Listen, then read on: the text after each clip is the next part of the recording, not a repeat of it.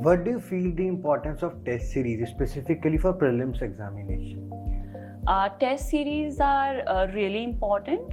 Prelims में तो जैसे मैंने आपको बताया, मैं अपने फर्स्ट प्रिलिम्स में बहुत ही ज़्यादा नर्वस हो गई थी, मैं कुछ कर ही नहीं पाई थी। तो अगर आप पहले से ही सिम्युलेटेड एनवायरनमेंट में टेस्ट सॉल्व करते हैं तो आई थिंक वो एक आपका कॉन्फिडेंस भी बूस्ट करते हैं व्हेन आपके कंसिस्टेंटली अच्छे मार्क्स आ रहे हैं। दूसरा, आपको क्वेश्चंस का नेचर आप अंडरस्टैंड कर पाते हैं।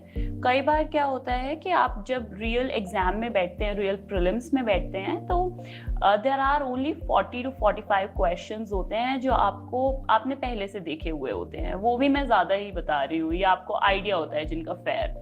बाकी क्वेश्चंस में आपको एक कैलकुलेटेड गेस लेना होता है, और वो कैलकुलेटेड गेस जो है वो आप बिना प्रैक्टिस के नहीं ले सकते हैं, क्योंकि आपके अंदर कॉन्फिडेंस ही नहीं होगा कि हाँ मैं इसको मार्क कर दूँ या फिर ना करूँ। आपको लगेगा कि गलत निकल गया तो सो आई बिलीव कि प्रैक्टिस टेस्ट बहुत इंपॉर्टेंट होते हैं। वो इसलिए भी इम्पॉर्टेंट होते हैं कि आप अपना एक खुद एनालिसिस कर सकते हैं। आप देख सकते हैं कि आप कितने रफली क्वेश्चन सॉल्व कर रहे हैं जहाँ पर आपकी कट ऑफ क्लियर हो रही है। तो उसके लिए भी मैंने रियलाइज किया कि अगर मैं 80-85 करती थी, मैं नहीं पहुँच पाती थी, तो मुझे 90 to 95 के बीच में करना पड़ता था, and that's when I was able to score higher. तो आई बिलीव कि practice test are extremely important. जब आप प्रीलिम्स देने गए थे उससे पहले कोई जैसे टेस्ट सीरीज दिया तो कोई प्री स्ट्रेटेजी सेट की थी कि मैं इतने सवाल ये अटेम्प्ट करके आऊंगी, या वहां पे जाके फ्रंट फुट पे खेला? जी नहीं, मैं पहले से डिसाइड कर गई थी। वहां जाकर बिल्कुल फ्रंट फुट पर खेलने की हालत नहीं होती है। तो मैं पहले से सिलेक्ट कर गई थी। मुझे पता था कि मैं 90+ क्वेश्चंस अटेम्प्ट करूंगी, जिसमें रफली मैंने सोचा था कि जो मेरा फर्स्ट गो होगा, so I solve the paper in three days. तो मैंने पहला जो गो किया था वो अराउंड 40-45 क्वेश्चंस का किया था। फिर सेकेंड उसमें आई डिड 20 मोर क्वेश्चंस, तो 65 क्वेश्चंस हो गए थे आपके। एंड उसके बाद थर्ड उसमें I ended up doing a lot more. तो 97 questions in all I attempted, and out of which I got 70 correct. 72 correct, and so yeah, I was able to do it। और उसमें भी मैं बीच में भी कैलकुलेशन कर रही थी कि अच्छा इतने हो गए हैं, into 2 करो, इतने तो बिल्कुल सही हैं। तो मतलब वो बहुत कैलकुलेटेड मूव होता है आपका प्रीलिम्स का। तो उसमें जितना आपकी नॉलेज आपको हेल्प करती है, उतना ही ये जो कैलकुलेशंस होती हैं वो आपको हेल्प करती है।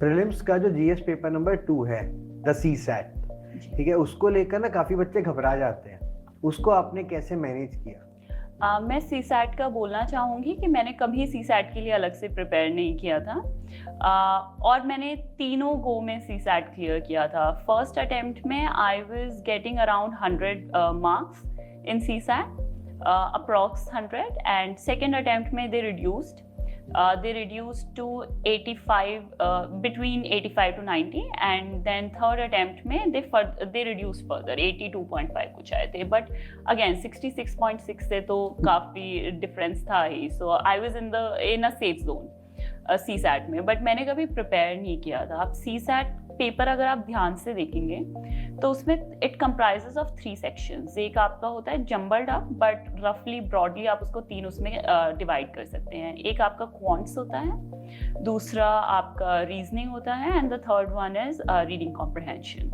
तो अगर आप पेपर देखेंगे तो हमेशा एक सेक्शन डिफिकल्ट आएगा। मेरा शुरुआत हुई थी मैथ्स से, मतलब जब मैं सीसैट सॉल्व करती थी फर्स्ट अटेम्प्ट में, तो मैं मैथ्स पर ज़्यादा ध्यान देती थी, और उसमें I was also able to clear it, get good marks. But जब मैंने सेकेंड अटेम्प्ट हुआ, तब मैंने रियलाइज़ किया कि जो आपका क्वांट्स थे वो थोड़े से डिफिकल्ट थे। तो मैंने टाइम वेस्ट ना करते हुए मैंने रियलाइज़ कर लिया कि इस बार क्वांट्स डिफिकल्ट है, सो आई शिफ्टेड माई सेल्फ। तो वो आपका जो presence of mind with in the exam room है वो बहुत इंपॉर्टेंट होता है। और ये जो थर्ड अटेम्प्ट था, I know a friend, he is from engineering background, very good at quants, very good at maths, but he was not able to clear CSAT in the third attempt 2022 because he kept on doing quants and was not able to get the right answers, but वो वहीं पर stuck रहे। But मैंने 5 या 6 questions quants के देखे, मैंने realise किया इस बार ये डिफ़िकल्ट है, and I shifted altogether towards reading comprehension and towards reasoning, and I realized reading comprehensions for that year were extremely easy.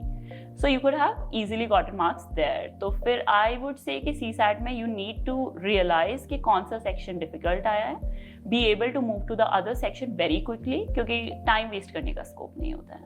मतलब CSAT में आपने वहां जाके स्ट्रेटेजी बनाई. बिल्कुल.